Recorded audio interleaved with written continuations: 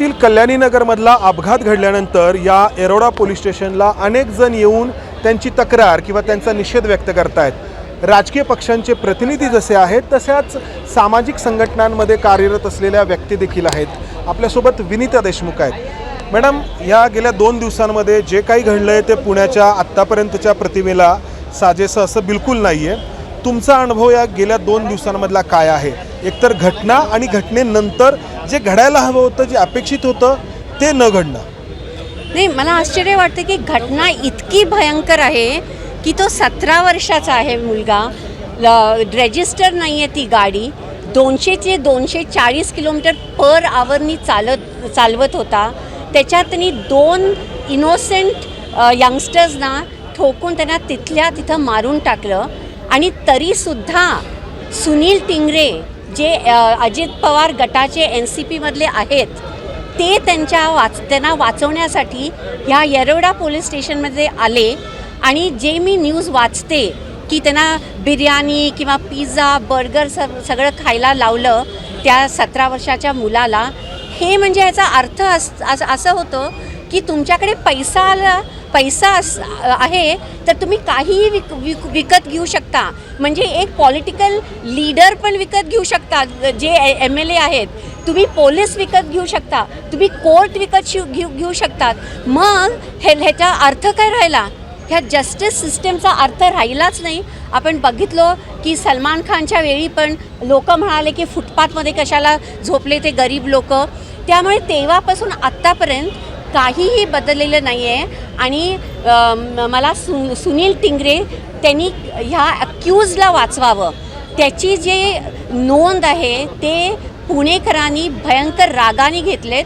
मी जे ट्विट केलं ह्याच सुनील टिंगरेंच्या इंटरव्हेन्शनबद्दल, त्याला मला आत्तापर्यंत जवळजवळ 90,000 व्ह्यूज आलेले आहेत। तुम्हालाही वाटतं राजकीय दबाव आहे पोलिसांवर? राजकीय दबाव आहे म्हणून तरी तो सुटला गेलेला आहे।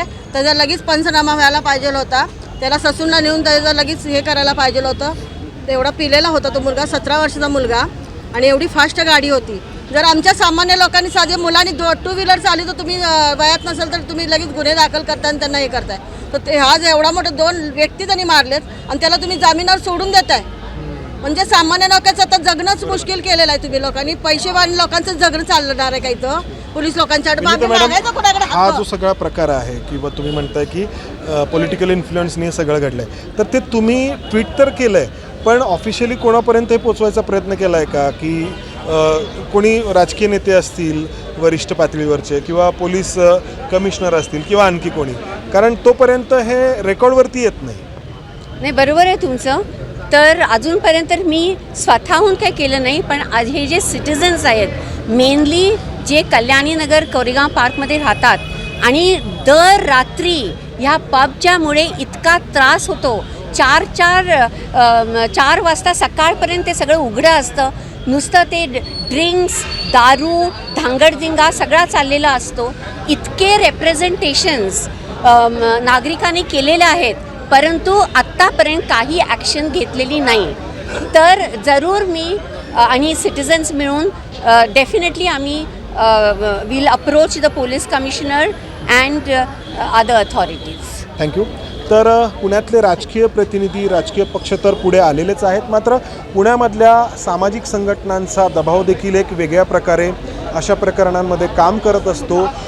जो दबाव पुण्याला पुणे म्हणून पुढं कायम राहण्यासाठी मदत करत असतो, तोच दबाव एकूण यंत्रणेवरती आता निर्माण करण्याचा प्रयत्न होतोय, जेणेकरून इतक्या निर्घुण प्रकारामध्ये जो दोषी आहे, ज्याचं कुटुंब किंवा ज्याचे पालक दोषी आहेत, ते अगदी बिनभोपटपणे सुटू नयेत। मंदार गुंजारी, ABP माझा, पुणे। ABP माझा, उघडा डोळे बघा नीट।